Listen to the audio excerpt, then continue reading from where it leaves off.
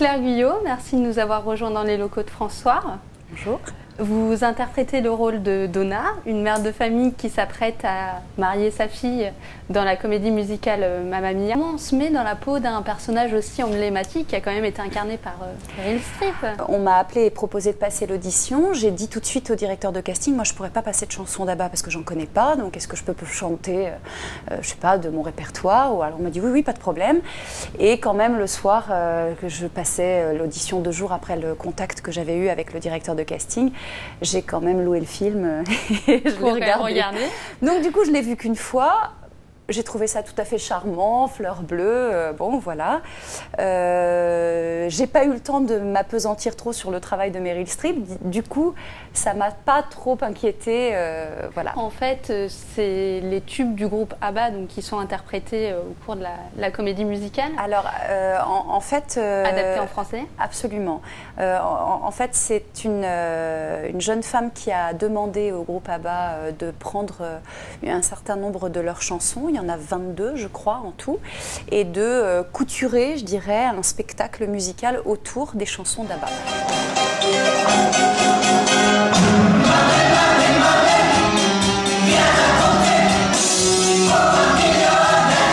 Pour les gens qui sont fans du groupe ABBA, comment ne pas être surpris de cette adaptation en français? Ça a été une grande question. Le grand débat et la grande question de l'adaptation. D'abord une très grande question au départ. C'est vrai que je n'ai pas connu une personne de l'équipe se demandant si oui ou non l'adaptation française allait pouvoir satisfaire en tout cas les inconditionnels d'ABBA. Après, je crois que le pari est vraiment non seulement tenu mais extrêmement réussi. C'est Nicolas Nebeau qui a fait les traductions des chansons d'ABBA et il a fait un travail absolument remarquable d'orfèvre en reprenant toutes les sonorités anglaises. C'est ce que j'allais dire, les sonorités et puis même des jeux de mots qui sont adaptés vraiment, qui passent déjà très bien l'adaptation est formidable. En plus, comme ça sert la situation de jeu, eh bien nous, acteurs-chanteurs, on passe de l'acting, si je peux dire, à la chanson sans aucune différence, c'est-à-dire qu'on a la sensation de continuer à jouer la même situation, sauf qu'on parle à un moment donné et à un moment donné on chante, mais on reste dans la même langue, donc c'est absolument cohérent.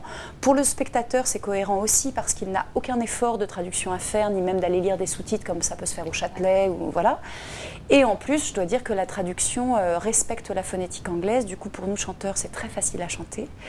Et bon, c'est vrai que je ne connaissais pas ABBA, mais j'avais entendu une fois dans ma vie Waterloo quand même, j'avais entendu Mamma Mia ou Money Money, donc du coup c'est vrai que tous ces petits mots sont restés dans le spectacle et ça permet de recoller quand même à des souvenirs qui pour moi sont des souvenirs d'adolescente.